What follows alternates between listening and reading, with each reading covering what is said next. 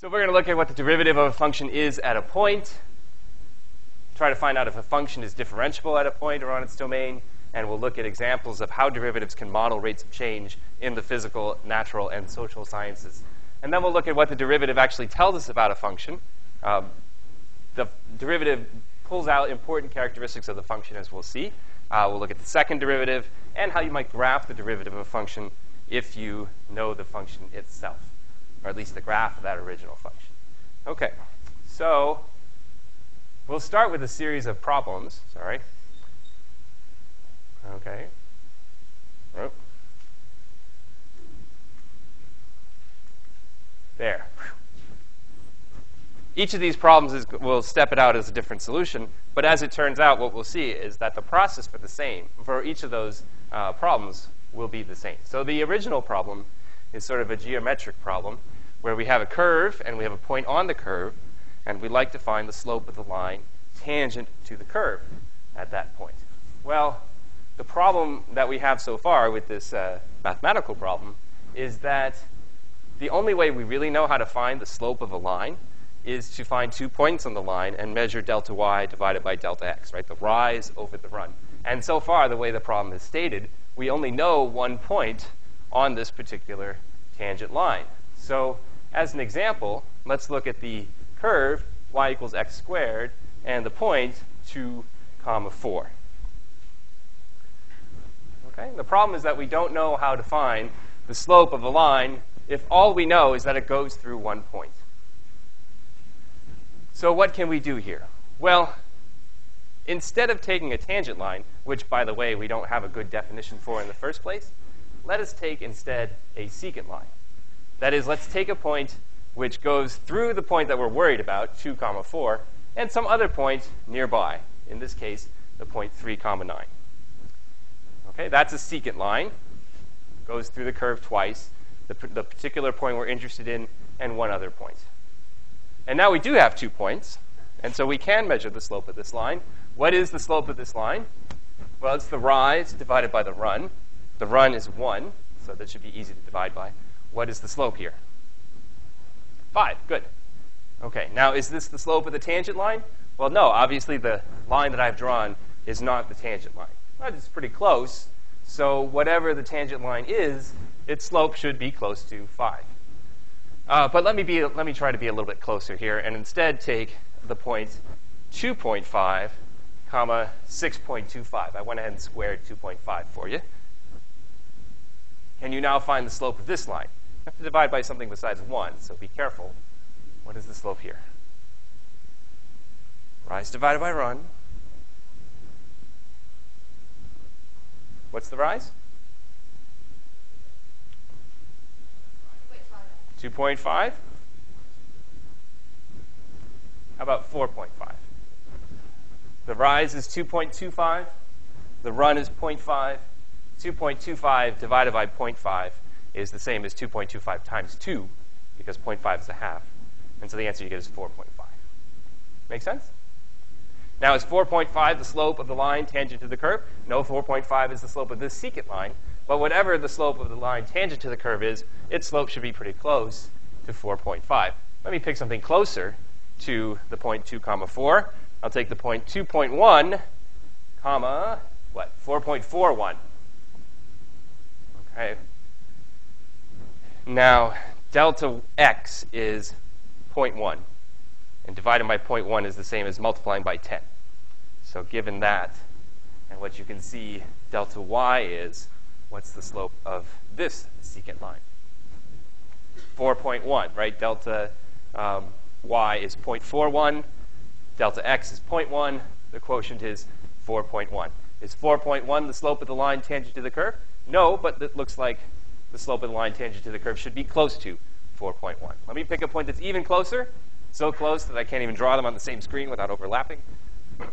The 2 points that I'm looking at are 2, 4 and 2.01, 4.0401. 4.0401. What is the slope of the line secant here now? 4.01. Okay, so as this orange point here gets closer to the blue point, they're never on top of each other. So there will always be a slope of a line between those 2 points. And I can look at what happens to the limit as the orange point approaches the blue point. But I'm really going from one side, from the right-hand side. And since I'm left-handed, I'm sensitive about handedness bias. So let's go from the left-hand side as well. If I take the point x equals 1, then y equals 1. What's the slope of this secant line now? The slope of the line that connects 1, 1 and 2, 4. Is it 3 or is it negative 3? How many say 3? How many say negative 3? Okay, keep in mind that when you're taking delta y divided by delta x, you have to make sure you subtract in the same order each time. So if you're counting this is point number 1 and this is point number 2, then delta y is 3 and delta x is 1. So the slope is 1. If you're going to keep this as your point number 1 and make this point number 2, because over here the orange point was point number 2, then delta y is negative 3 and delta x is negative 1. Negative 3 divided by negative 1 is still 3. So the answer that we get is 3 either way. Make sense? Okay. Now, is that the slope of the line tangent to the curve? No, it's the slope of a secant line. But whatever the slope of the line tangent to the curve is, 3 should be an approximation to it.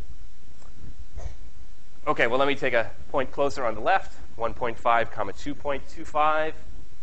What is the slope of this line now?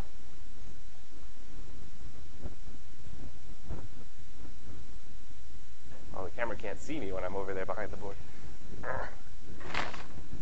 What is the slope of this line now that connects 1.5 comma 2.25 and 2 comma 4?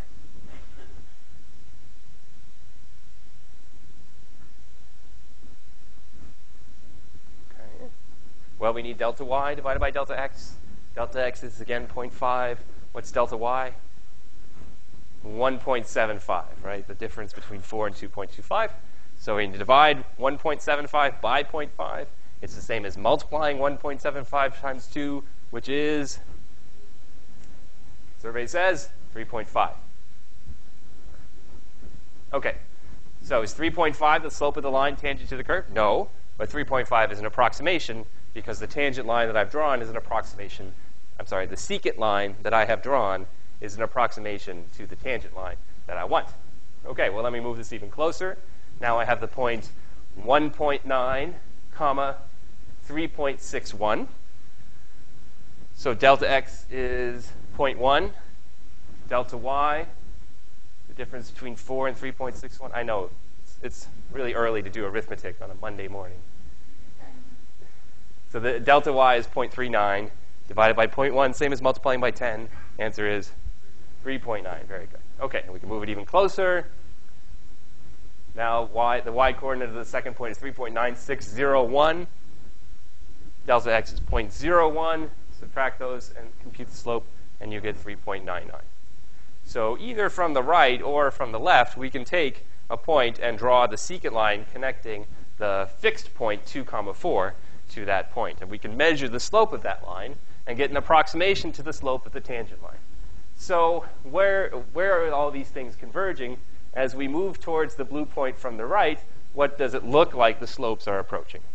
4. And from the left, we also see that the slopes are approaching 4, right? 3, 3.5, 3.9, 3.99. Take another 9 here, probably get another 9 there. And so in the limit, we would expect to have 4. OK, so numerical evidence would suggest that the limit of the slopes of the secant lines would be 4. And that would be a good thing to assign to the slope of the tangent line. Does that make sense? OK, good. So let's summarize that. If you have a curve given by a function y equals f of x, and the point, taking the point a comma f of a on the curve, and you want to measure the slope of the line tangent to the curve, then we can say that it has the slope equal to the limit as x goes to a of delta y, that's f of x minus f of a, divided by delta x, which is x minus a. So in terms of the previous example, my point a comma f of a was 2 comma 4, and I was letting x range throughout a whole variety of values close to 2, both on the left of 2 and on the right of 2. And I got a limit, at least I think I got a limit, of 4. I say think because all I looked at was a table of values. Right? There ought to be a more ironclad way of showing that, but it does look like the limit is 4. Okay? And it wasn't really particular to the function y equals x squared. I could have done the same procedure with y equals x cubed or some other function, and hopefully the limit would produce some number. Does that make sense? Okay, so let me show you another example, and you'll start to get a little bit of deja vu. Here's an example from velocity. So the problem in general is if we have a function which describes the position of a moving object over time, find the velocity of the object at a certain instant in time. Okay, so ideally what we're talking about is some moving object, and we won't take into account things like air resistance or friction. We'll just say it's a particle that's moving around, and we want to attach a speedometer to that particle and see what reading the speedometer has at various points in time. Okay, so for example, let's drop a ball off the roof of the silver center so that its height can be described by this function, h of t equals 50 minus 5t squared. So I'm estimating the height of the silver center to be about 50 meters. Okay, and if you look up the equations for falling objects, then you get something pretty close to this, that the motion is described by the height at time t is 50, that's the initial height, minus 5t squared, where t is seconds after we've dropped it. Okay, how fast is it falling? 1 second after we drop it. All right, we attach that speedometer to the falling object. It's got to have Wi-Fi so we can read it as it's falling. And exactly 1 second after it started to fall, how fast is it falling? Well, let's think. What are the dimensions of velocity? Distance divided by time, right? The units of velocity you're familiar with because you read them on the speedometer in your car. The units are like miles per hour. Equivalently, you could say meters per second. Those are just different units. The dimensions each time are that you take distance and divide it by time. All right? And if you have the distance as a function of time, then you can measure the change in distance divided by a particular change in time. Or for each change in time, you can measure the corresponding change in distance and divide those two things. So we have the fixed point here, time 1. Okay, what is the height at time 1? Let's see, it's 50 minus 5 times 1. That would be 45. 50 minus 5 times 2, 50 minus 5 times 2 squared would be 50 minus 20, so 30. 30 minus 45 is negative 15. 2 minus 1 is 1. So when time is 2, the average velocity is negative 15. Okay, I didn't write the units here, but what are the units? Meters per second, because I said on the last slide that h is measured in meters, t is measured in seconds. So if you take a change in h, that's meters, divided by a change in t, that's seconds, the units are going to be meters per second. Okay, now is this the velocity? This is the average velocity over the time interval 1 to 2. Okay, if I measured position at these two times and found the change in distance divided by change in time, that's the average velocity. Is that the instantaneous velocity at time 1? No, but this is an approximation. How could I get a better approximation? I can take a closer point.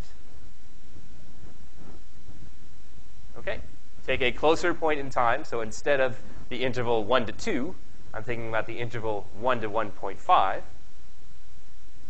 Plug in 1.5 to this function. Let's see, 50 minus 5 times 1.5 squared. It's 50 minus 5 times 2.25. Whatever that is, divided by 1.5 minus 1. And the answer I get is negative 12.5. Okay, the arithmetic's just a tiny bit more complicated than this one because you have to subtract. So I won't force you to do that. But you see what we can do, right? We can take points closer and closer to 1, measure the average velocity over the interval which starts at 1 and ends at that point. And that's an approximation to the instantaneous velocity at time 1. Now, what I would hope is that the closer point I take, these average velocities are getting closer and closer to a limit. 1.001 average velocity over that millisecond interval is negative 10.005 meters per second. Okay. So maybe Occam's razor is the thing which tells us that the answer should be a nice round number. Therefore, what do you think the limit is actually? Negative 10. Yeah, so if you continue this further on, it looks like these things are getting closer and closer to negative 10 meters per second. What's the role of negative there? Why do we get a negative velocity? Yeah? That's right. The velocity has a direction to it, and we've decided that more positive values of height are higher up. So to say that we have a negative velocity means that the ball is going down, which is what we wanted it to be doing in the first place. So that makes sense. Okay, so we suspect that the limit here of the average velocity over the time interval 1 to whatever is going to be negative 10. How would we show that? Well, we can show that by taking a limit. Right? We have an expression for the height function as a function of time. We know that the height at time 1 is 45. So we can compute the average velocity over the interval 1 to t as a function of t and take the limit of that function as t goes to 1. Okay, this is h of t, this is h of 1, this is t minus 1. Okay, and now I've just reduced it to a chapter 1 problem, something like from section 1.4, when you look at a limit of a rational expression and compute its limit. Well, can I just plug in t equals 1? No, I cannot, because the denominator goes to 0 as t goes to 1. What does the numerator go to as t goes to 1? Numerator also goes to 0.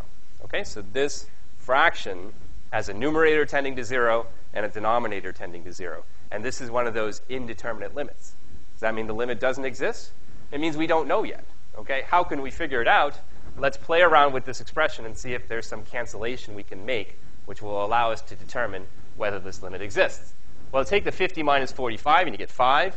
Subtract 5t squared. You have 5 minus 5t squared. The 5 is just bothering us. I mean, we can factor it out.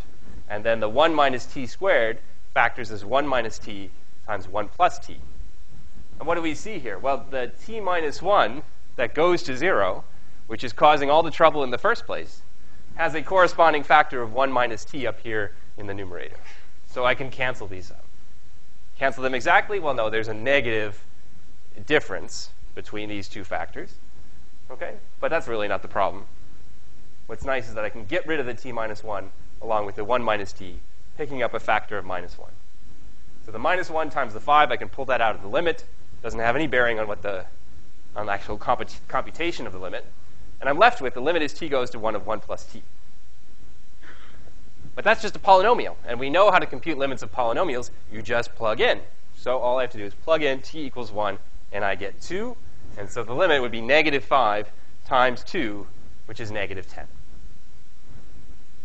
Yes? How come it's negative 5? Well, if you notice that these two don't cancel straight up, right? I have a 1 minus t and a t minus 1. And what's the difference between these two factors?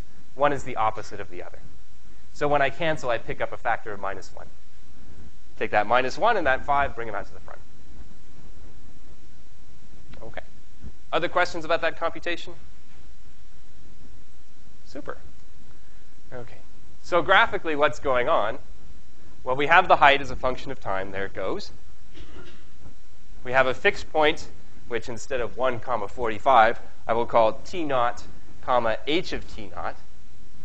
And I'm looking for the limit of the average velocity over the time interval t naught to t, or t to t naught, depending if t is on the left or right. And then I would just compute the limit of those average velocities.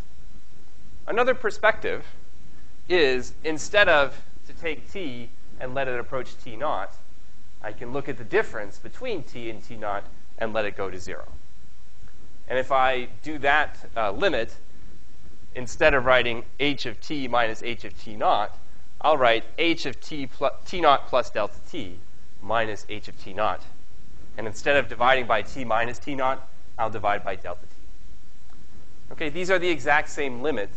They're both measuring the same thing. The only question is, do you want your variable to be t and let it approach t naught? Or do you want your variable to be delta t and let it approach 0? As you see, if t goes to t naught, or delta t goes to 0, the same thing is happening. This point is moving towards that point. All right, so these limits are equivalent. Either they're the same, or neither of them exists. Okay, some students like that one more than that one. 6 of one, half a dozen of the other. Okay, questions about velocity? Great. Well, then let's move on and look at a different kind of rate of change. We'll look at a population changing over time. So just like the position of an object can change over time, other things can change over time, such as the population of a group of organisms. And we can find how rapidly that population is changing at any given time. As an example, let's look at the population of fish in the East River. Suppose the population is given by the function 0, right? There are no fish in the East River. Well, let's pretend instead it's p of t equals 3e to the t divided by 1 plus e to the t. And what are the units here? Well, t is measured in years since 2000, and p is measured in millions of fish. Okay. So remember, we get to assume that lots of things are continuous, even though they really aren't exactly. Like, the population of fish is not a continuous function because you can't have a half of a fish. But for all intents and purposes, we can go ahead and assume that those functions are continuous, especially when the units are not fish, but millions of fish. It is possible to have 500,000 fish, or 250,000 fish. The question I want to ask is the fish population growing fastest in 1990, or in 2000, or in 2010? Make a little straw poll here. How many think that the population of fish is growing fastest in 1990? How many think the population is growing fast? That was nobody, for the record. How many think the population is growing fastest in the year 2000? Okay, again, nobody. The suspense is killing me. How many think that the population of fish is growing the fastest in 2010? Okay, so, well, we got a few. Not everyone has voted yet, so let me add how many don't know, okay, and how many don't care. All right, so nobody voted for don't care. That's good, too. Well, this is also something we can check out. Basically, what we're asking is a velocity of population. Right? We can measure over a time interval the change in population corresponding to that change in time and measure the velocity that's changing. Okay? So in any increment of time, delta t, you can measure the change in population. Delta is this Greek letter d, and it's used sometimes when you're taking a difference between two things. So delta p is p of t plus delta t minus p of t. Okay, and we can find the ratio, delta p divided by delta t, and then take the limit as delta t goes to 0 of the average population change. So that would be, well, here is p of t plus delta t, and here is p of t, and then here is that delta t in the denominator. Okay. So who wants to take that limit? Yeah, me neither. So let's not do that. Let's use our calculators instead. Now, the limit is supposed to be the limit of all approximations, right? So if I take a very small delta t and plug it into this right-hand side here, then I should get something very close to the limit. So that will be good enough to estimate the limit. All I want to do is estimate here. So rather than take the limit exactly, let me go ahead and choose a small delta t and evaluate this awful fraction when delta t is that small thing. Okay. Now, I'm going to choose delta t to be 0.1. You could choose a different delta t. Your numbers are going to be slightly different, but they should be very close. Okay. So let us go ahead and approximate the quotient here. P of t plus delta t minus p of t divided by delta t. Delta t for our purposes will be 0.1, but you could choose a different value of delta t. The smaller the delta t, the closer you'll be to the actual limit. Okay, and remember that t is measured in years since 2000. So when I'm looking at the year 1990, what's the t corresponding to the year 1990? -10. So what I want is the fraction p of -10 plus 0.1 minus p of -10 divided by 0.1. In the year 2000, t is 0. So I want p of 0.1 minus p of 0 divided by 0.1. And in 2010, what I'll want is 10 plus 0.1 minus p of 10 divided by 0.1. Okay. So if you were to write that all out, making the proper substitutions, I want 1 divided by 0.1 times 3e to the negative 9.9 divided by 1 plus e to the negative 9.9 minus 3 times e to the minus 10 divided by 1 plus e to the minus 10. Take that difference divided by 0.1. In the year 2000 case, you'll take slightly different numbers. 3 times e to the 0.1 divided by 1 plus e to the 0.1 minus 3 times e to the 0. Remember, e to the 0 is 1 divided by 1 plus e to the 0. Okay, so who brought a calculator? Anyone keep a calculator on them at all times? Okay, so those of you who have the calculators, you go ahead and work this out.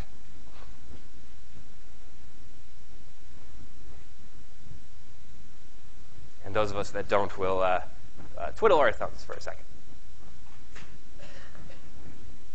Thank you.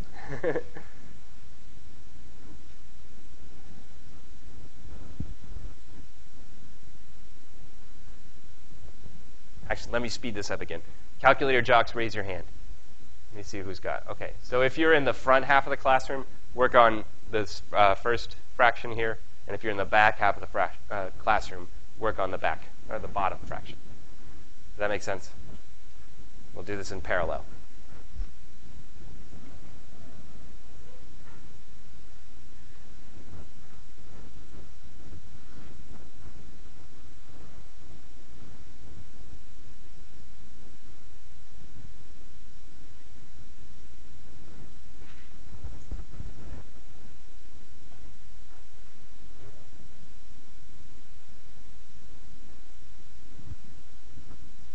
Got everything laid out there. You just got to punch it in, hopefully with the right order of operations.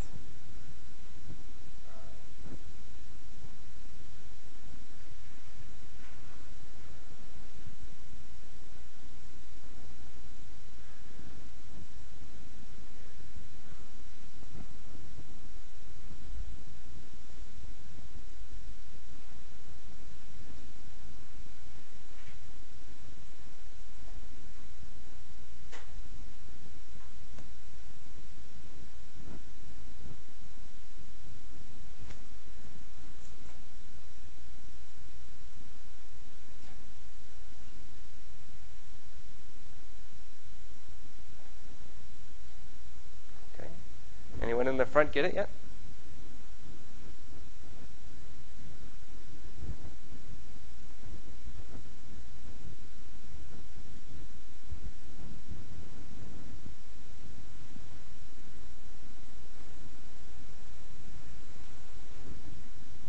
Some of you have scientific calculators on your phones, by the way, so even if you didn't bring one of these TIs, you can still probably do this.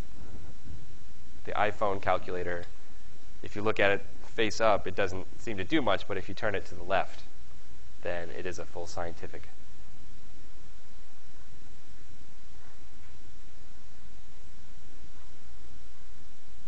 Just got to find it. Right, so that's your basic function calculator, but if you turn it to the left, then you get all the exponentials and the sines and cosines and stuff. Carly, Juliana, did you get it yet? No? It's a good thing we're not in a math class or something.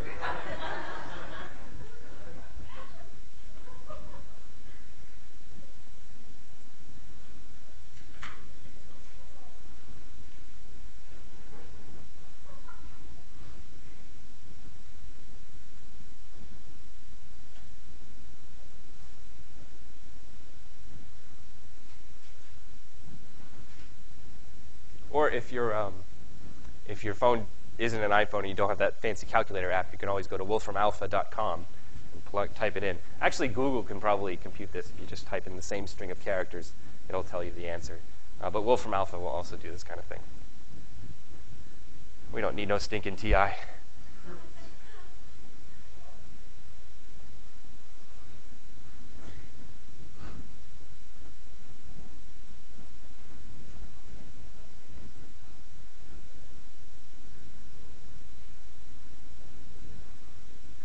Come on, engineers. Natives are getting restless.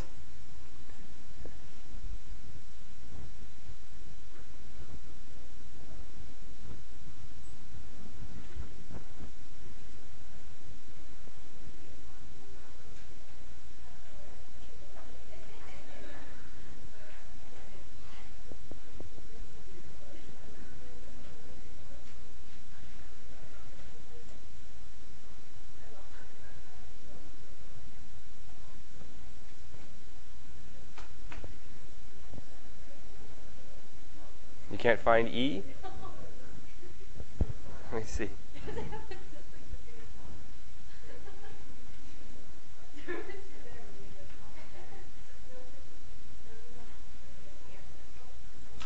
Do you have a logarithm button? Oh yeah, there it is. Right, it's right above ln. That looks pretty good. Okay, we've got one answer. Not confident. Do we have any other answer regardless of confidence? What'd you get? Or you were doing the 2000 version? Yeah. Okay, so tell me what you got, because I think you're actually pretty close.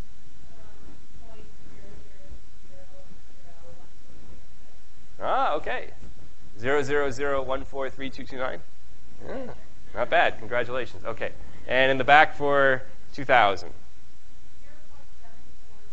0.749. Hey, very good. Okay. So is this what you suspected, that the rate of population growth was going to be larger in the later year? Okay. Now, how about in 2010? Well, yes? Oh, sure. Okay. The next question is in the year 2010. Now, another calculator tip. If you were computing this one, and you wanted to compute R of 2010, then you would just need to change all your negative 10s to 10s. So you could probably do a little thing where you hit like second function entry, and it'll give you all those characters, and you just go and change some of the numbers. Okay, and if you were to do that, then you would just change this negative 9.9 to positive 10.1, change this negative 10 to positive 10, change this negative 9.9 again to positive 10.1, and this to positive 10. Okay, I think I will spare you the labor of that. We'll just do the little cooking show thing, right, where you put in the oven. Oh, here's one right now. And the answer we get is, see, there it is. Here it comes. The answer we get is, 0.001296. Okay, 0.001296 compared to 0.0001432229 and 0.749376. So which one was largest? 2000, that's right. Okay, so that's a little bit surprising. So the answers that we got, our estimates were, in the 1990 case, 0.000143, something, something, something, 0.749, and 0.0001296. So you see the orders of magnitude. This is like 1,000 times bigger than this. Sorry, this is like 1,000 times bigger than this, and it's also 1,000 times bigger than that. Population is growing fastest in the year 2000. Okay, so the moral of the story is that there are different models for population growth, and one model for population growth is that you just have a bunch of bacteria in a petri dish, and you've got plenty of food, and when that happens, the population of bacteria just grows and grows and grows and grows without bound. But in larger organisms, you have more complications, one of them being that there's a limited amount of food in the habitat. Okay? Now, you might say that the East River could be better described by bacteria in a petri dish, but no, we're going to talk about fish, eating other little baby fish and plankton and things like that, and there's limited resources. So that means the population cannot grow without bound.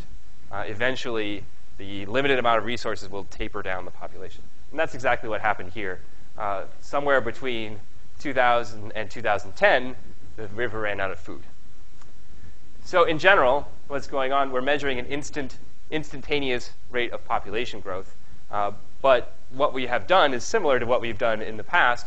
We took a difference of function values over a small time interval, divided it by the width of that time interval, and we took a limit there. Well, we didn't actually take the limit. We used small delta t's to approximate the limit. Okay? So, questions about that one? Okay, well, let's move on from fish to rice. Okay. Given the population cost of a good, find the marginal cost of production after having produced a certain quantity. Okay, another problem. Now we're talking about rates of change in economics. Sounds exciting. Okay, so we are going to we're going to build a rice paddy. So the section 1 rice paddy. And suppose that the cost of producing our rice is given this way. If we produce Q tons of rice, we will pay C of Q, dollars? I don't think I gave monetary units here. This is how much it will cost to produce that much rice. Currently, we're producing 5 tons a year. And as we who control the section 1 rice paddy we have the authority to decide, should we produce more or should we produce less? Okay. Let's assume that no matter how much we produce, we can take it to market and sell it for the same price. Since we're a relatively small player, that's a pretty fair assumption. Okay, well, let's go ahead and plot this out here. This is our function for the cost of producing this rice. Okay, that's the answer. Don't look at the answer. To fill in the table here, how much is it going to cost if we're going to produce 4 tons of rice? Well, you just plug it in here. 4 cubed minus 12 times 4 squared plus 60 times 4. You get 112, let's just say dollars, to produce 4 tons of rice. Maybe we should say $1 million to produce 4 tons of rice. To produce 5 tons of rice, you would plug in Q equals 5. 5 cubed minus 12 times 5 squared plus 60 times 5. You get 125. This is how much we're spending now to produce our 5 tons of rice. Okay, if we produce 6 tons of rice, well, we'll, again, plug that into the cost equation, and we'll get 144. So should we increase or decrease the amount of rice that we make? Well, the question is, what is our goal here? What is our goal in the section 1 rice paddy? Yeah? Maximize profit over cost. That's good. So let's remember that no matter how much we make, we're going to be able to take it to market and sell it all. Okay, so the question of maximizing profit is really a question of minimizing costs. Right? So to minimize costs, well, if I state it that way, then it looks like all I have to do is produce nothing, because then my cost will be 0. That minimizes costs. That's probably not what we meant. Right? We do want to produce something. We do want to make money. Instead of minimizing total costs, what we want to minimize is average costs. So let's compute that instead. The average cost is the cost divided by the quantity. So the average cost of producing 4 tons of rice is 112 divided by 4. That's 28. The average cost of producing 5 tons of rice is 125 divided by 25, and that's 25. So is it more economical to produce 4 tons of rice or 5 tons of rice?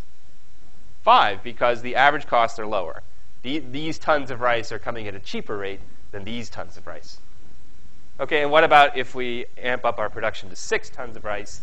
144 divided by 6 is 24. So should we make more rice? Yes, we should make more rice, because then we'll be making it for less, on average. Okay, and we can also measure the increment of cost, the difference between the next ton and this ton. Okay, so it's 13 difference in costs between the 5th ton and the 4th ton. There is 19 of a difference in cost between the 6th ton and the 5th ton, and 31 difference in cost between the 7th ton and the 6th ton. So we've already discovered that if we're making 5, we should definitely go to 6. Should we proceed on to 7? How many say yes, we should make 7 tons of rice? How many say no, we should not make 7 tons of rice? Okay, it's like 2 to 1 against. We decided that we should make 6 tons instead of 5, because that 6th ton basically costs 19, whereas our average is 25. Okay, if the next ton costs less, then we should make that next ton, because that will decrease our averages. Right? If you bought 10 things and each of them cost a dime, then the average is a dime. If the 11th thing comes at a cost of 9 cents, then buying that 11th thing is going to reduce your average costs by 1/10 of a cent. Okay? So because 19 is less than 25, we should go ahead and make that additional ton. So with all that in mind, should we make the 7th ton? No, we shouldn't, because it costs more than our average. If we make that 7th ton, suddenly our average costs are going to go up. And we're trying to minimize average costs, so we should go in the direction of lower average costs. All right, so 6 is a better number of production to make because so far it seems to have the lowest average cost of production. Does that make sense? Okay. So yes, if we make 5 tons of rice, it's going to cost $125. The next ton will be 15, while the average cost will be 25. So the next ton will be cheaper than the average of what I spent so far. I should go ahead and make that other one. But in the next step, I should not make a 7th ton because it's going to cost much more than average. So how can we do this in a nice mathematical way? Well, it seems like I'm basing all on a unit of ton, and realistically, I can produce amounts between 0 and 1 ton. Right? I could produce a half a ton, or a third of a ton, or a tenth of a ton. So what I should look at instead is the change in cost over a small increment in quantity. Okay, so this is like an average velocity of cost, if you will. And then, of course, take the limit as that change in quantity goes to 0. And this thing in economics is called the marginal cost. Marginal cost of production. After producing Q, how much is the next amount going to cost? Well, in an instantaneous sort of way, it's this limit here, delta cost divided by delta quantity. Okay? So those are all my examples. And if you go over the list of examples, what have we done? We've talked about the slope of a line tangent to the curve, and we took limits of slopes of lines secants to curves. And we talked about instantaneous velocity. We took a limit of average velocities. We talked about instantaneous population growth. We took a limit of average population growth. And we're looking at here, instantaneous change in cost. We looked at it as a limit of average changes of cost. So all of these are examples of the same process, which we call now the derivative. So now, without regard to application, let's just talk about what happens to a function, how we would measure its rate of change. Well, all we need is a function, and we're usually looking at some point in the domain of that function. And what we want to know is, does the limit of the change in y's corresponding to a change in x exist? Right? Does the limit of the fraction, delta y divided by delta x, exist? Like I said with heights, you can measure this fraction, or this limit, in 2 different forms. You can either say, let h go to 0 and look at the limit f of a plus h minus f of a over h. Or you can say, let x approach a and look at the difference between f of x minus a over x minus a. In both cases, you're letting one point tend towards the fixed point. Either you're calling the moving point x comma f of x and letting x tend to a, or you're letting the moving point be called a plus h comma f of a plus h and letting h go to 0. Either way, you're computing the same limit. And if that limit exists, then we say that the function is differentiable at the point a, and this limit is called the derivative of f at a. We also use the notation f prime at a to mean the derivative of the function f at the point a. Okay? So that summarizes what we've been doing so far. Poincaré, who was a French mathematician of the early 19th century, said, mathematics is the art of calling different things by the same name. Okay, so slopes of line, tangents to curves, velocities, population growth, marginal costs, those are all examples of the derivative, right? Those are all shadows of the form of derivative. To get all Aristotelian on you, or Platonic, I should say. Okay, so let's look at our examples again and compute what we now know to be the derivatives using these limits. So we're going to look at the function f of x equals x squared. That was our first example. And we use the point 2 comma 4. Let me just say any point a comma a squared. So the derivative of f at a would be the limit as h goes to 0, f of a plus h minus f of a divided by h. And no matter what function I have, this limit fraction is going to be the starting point for computing its derivative. Okay, well, our function is the squaring function, so I can substitute what f actually does to its input. It squares its input. F of a plus h is a plus h squared. F of a is a squared, and we divide that by h. Okay, so now I just have a simple algebraic fraction, and I want to find the limit of that fraction as one of the variables, h, tends to 0. A is not exactly a variable. It's sort of like a constant for now. We might change a later, but for now, a is not moving around. So anytime I have a limit of quotients, the first thing I would want to do is just plug in the limit of the numerator and the limit of the denominator. Can I do that? Can I plug in h equals 0? I get a few head shakes. No. Why not? Because there's an h in the denominator. Plugging in h equals 0 would make the denominator 0, and the limit law doesn't work when the limit of the denominator is 0. The limit of the numerator, also 0, because when h is 0, this thing is just a squared. Okay, so we're in the indeterminate land, where the numerator and denominator both go to 0. Does that mean the limit doesn't exist? No, it just means that we have to do more work to figure out if the limit exists. And the work in this case is to expand the binomial here, a plus h quantity squared. Okay, but that's not so bad, right? FOIL comes to your rescue here. A plus h quantity squared is a squared plus h squared, and the cross term is 2 times a times h. And we subtract off the a squared. So when I look at my numerator here, I can simplify it a little bit. This a squared term, which is in the front, has a negative a squared term at the back, which will just cancel away, right?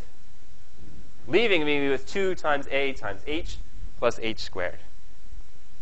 And now what I have here is all a multiple of h, right? There's an h factor sitting right here, and there's an h squared factor sitting in front of here. So I can factor out h from both terms in the numerator to cancel exactly with the h in the denominator, which is great because the whole problem here was that h was going to 0, and I had an h in the denominator. The fact that I can cancel the h means that I'm going to get a polynomial here, 2 times a plus h. And now, to let h go to 0, there really isn't any issue with just setting h equal to 0. So what do I get? I get 2a. All right. So the derivative of the function x squared at the point x equals a is 2 times a. Does that match up with the answer that we got previously? Well, we looked at the point 2 comma 4, and 2 times 2 is 4, and so it does jive. Make sense? Okay, so let's try this with f of x equals 1 over x.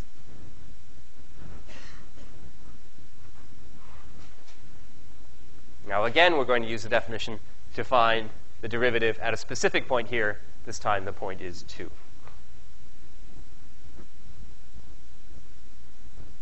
Okay.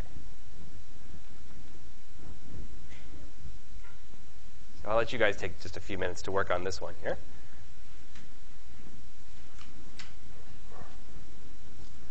Remember what we want to do. We want to form the limit of the difference quotient, and then take the limit of that difference quotient as the 2 points go together.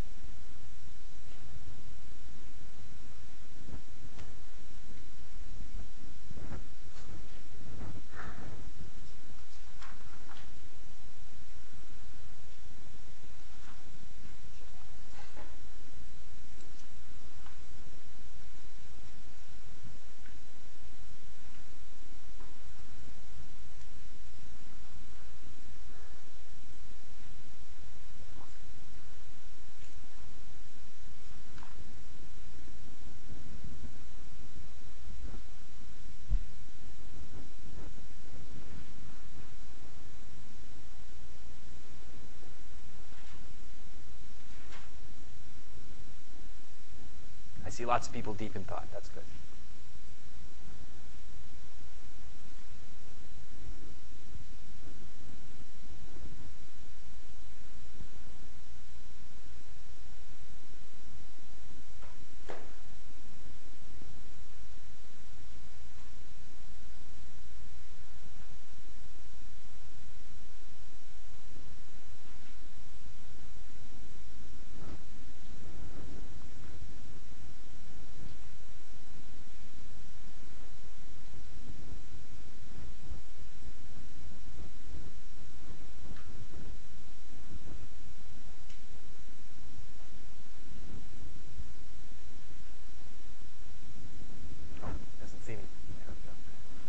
far.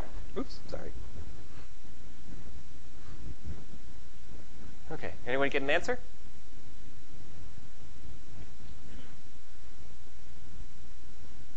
All right, well, let's walk it through and see how far you got on this answer here. Okay, so the limit that we want is the limit as x goes to 2 of f of x minus f of 2 divided by x minus 2. Right? This is f of x, this is f of a, x minus a, and I want that limit.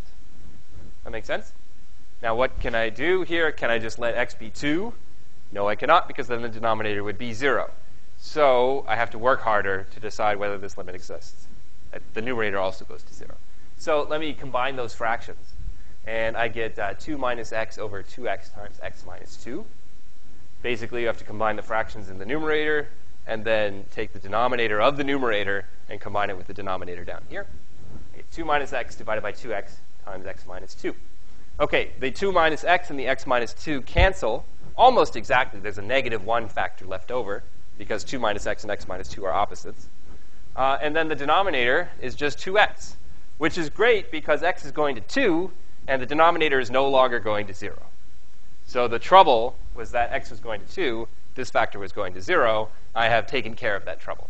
Now there really isn't any problem with just setting x equal to 2, and I get an answer of negative 1/4. Here I have a graph of the function y equals 1 over x.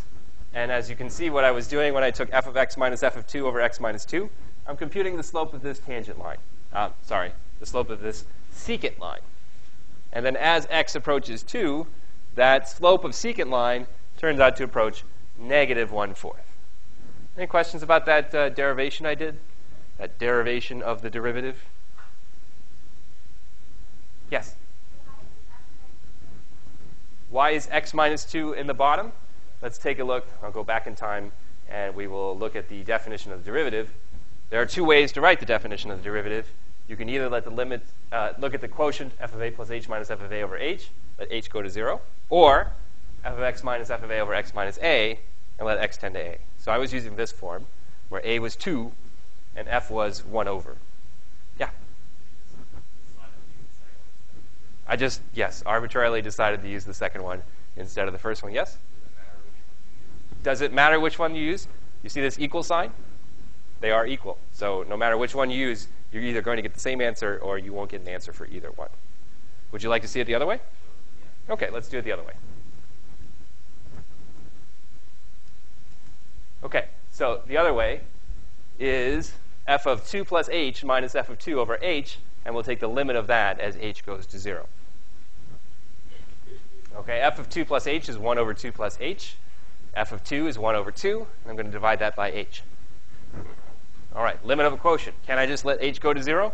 No, I cannot, because there's an h in the denominator. That would create a 0 in the denominator, and limit law says that I don't have a limit law for that. So what do I have to do? I have to work a little bit harder. Notice the numerator also goes to 0. This is where the magic happens. OK, combining these fractions gives me 2 minus 2 plus h divided by 2h times 2 plus h. Again, you would have to combine these two fractions in the numerator, take the denominator of the numerator, and write it in the denominator of the function here. OK? And where's the trouble appearing now? The fact that h is going to 0, and I have a factor of h in the denominator. That's what's giving this limit trouble. But if you simplify the numerator, I have 2 minus the quantity 2 plus h. The 2's cancel, and I'm left with minus h in the numerator, 2h times 2 plus h in the denominator. H here, they cancel. Negative 1 left over. And the fraction is now negative 1 over 2 times 2 plus h. Which is great, because the thing that was going to 0, that was giving me trouble, has now been canceled out. And there's no problem, no impediment, to just plugging in h equals 0. The answer I get is negative 1/4. OK, yes, we did get the same answer. Which way do you like better? Do you like the f of x minus f of a over x minus a way? Or do you like the f of a plus h minus f of a over a plus h? How many like the one with the a plus h? Nobody. How many like the one with the x minus a? Oh, OK. So usually when I take this poll, more people prefer the f of a plus h one. Are you voting or asking a question? Sure, go ahead.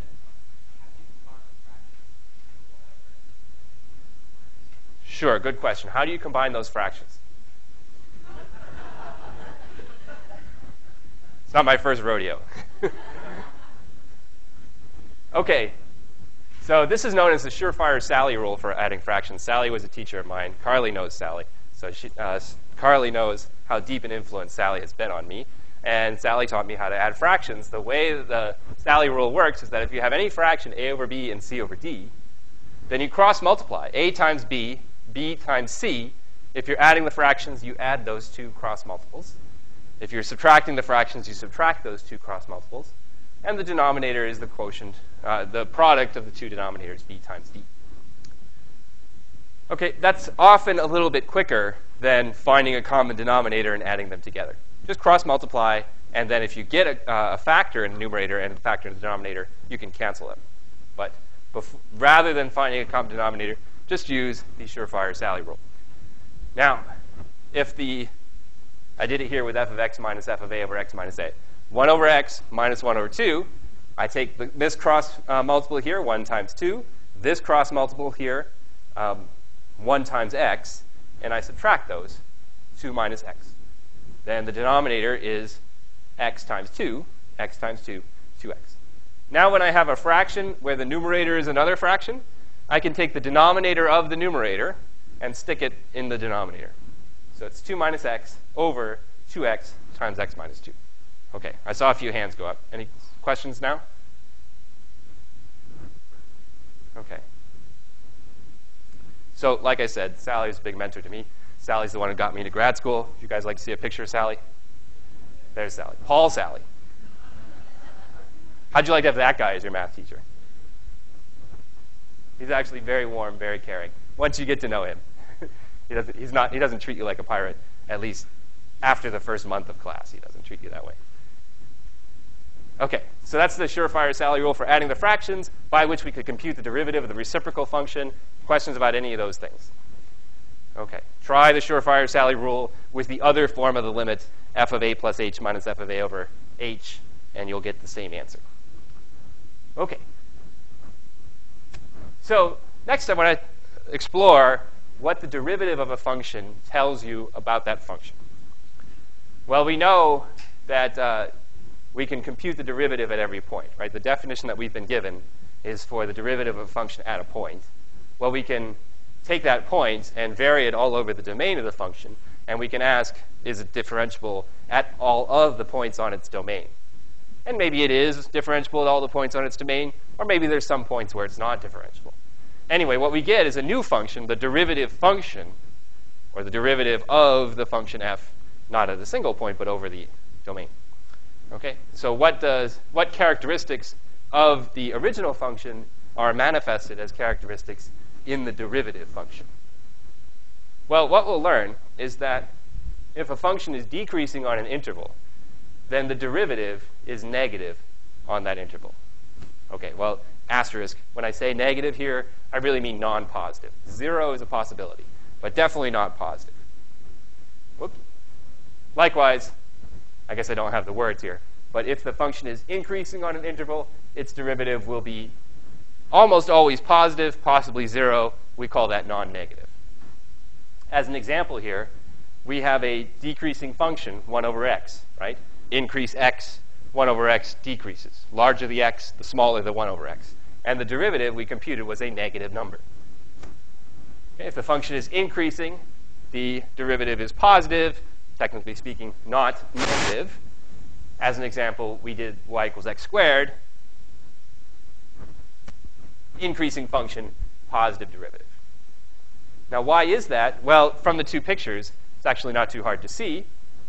In the decreasing case, because the function is decreasing, all of the secants have negative slopes. And the derivative is the limit of the slopes of the secant lines, that it's a limit of negative numbers, and so it'll be negative. At worst, it'll be 0. Okay, so technically non-positive. Same thing here. Function is increasing. All the secant lines have positive slopes. You're going to miss the best part. All the functions will have positive slopes, so the limit will be positive, or at worst 0. So we say non-negative. Okay?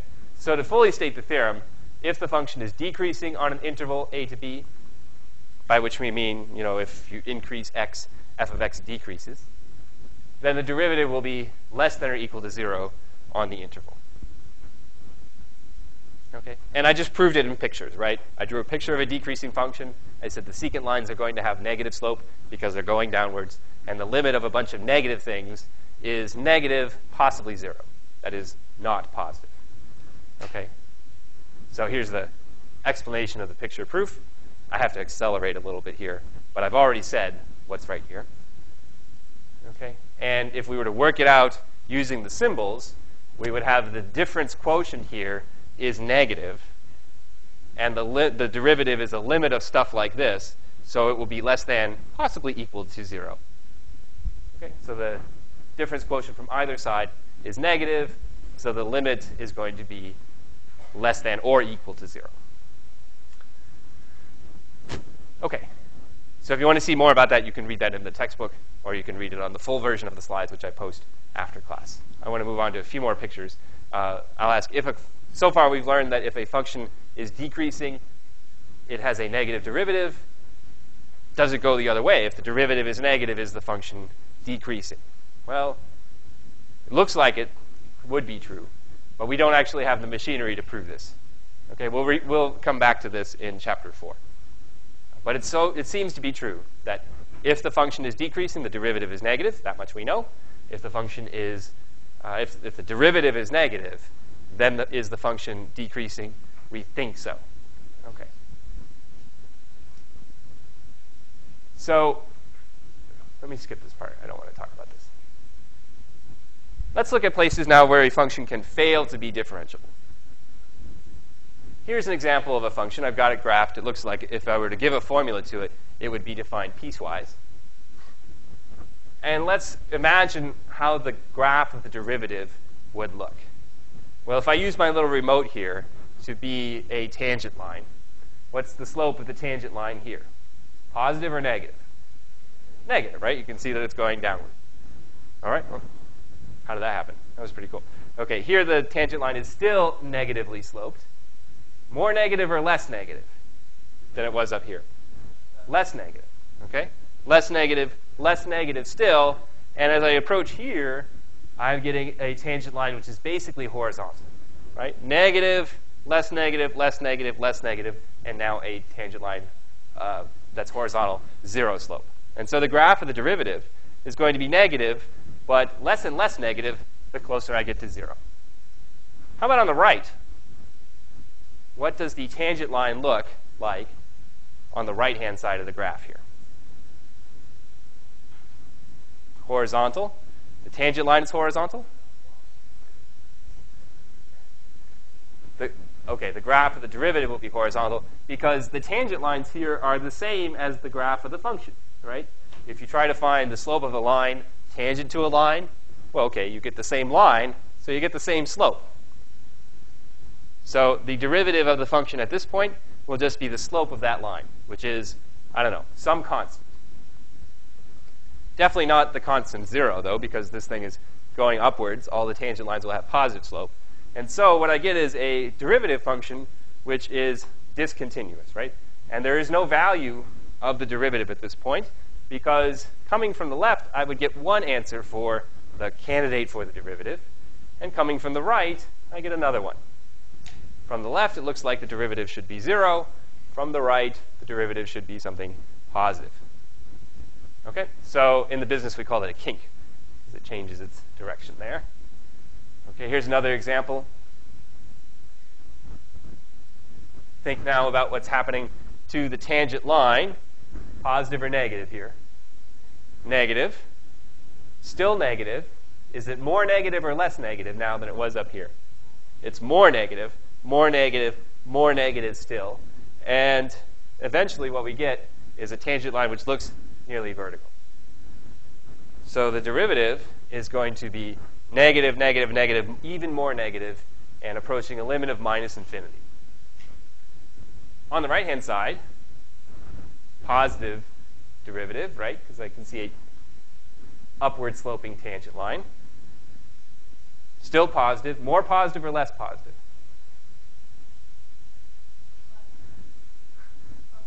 More, right? This is a little bit flatter than it is here. If I go this direction, they get flatter. They get less positive. But coming in this direction, they get more positive with a limit of positive infinity. And so the derivatives graph looks kind of like this. I have a vertical asymptote of the derivative at x equals 0. Okay? So that is called a cusp. What we see here is that the graph is sort of being pinched off. You get a vertical tangent from either side. Okay? You can also have these vertical tangents here. See, we've got always positive derivative because the function's always going upwards. Okay? But as you cross 0, your tangent lines become vertical, and vertical lines have no slope, which is why we have no derivative there. Okay? So I have a few more examples of derivatives on these slides. I'll leave them up on the website. You can check them out. I'll also go over them on Wednesday as well. Okay? So we're basically done. Have a good Valentine's Day. Remember, there's a quiz on Friday. Do me a favor. If you have a conflict and we talked about it already, please come and talk to me again so we can schedule the right time for you to take that quiz. Okay?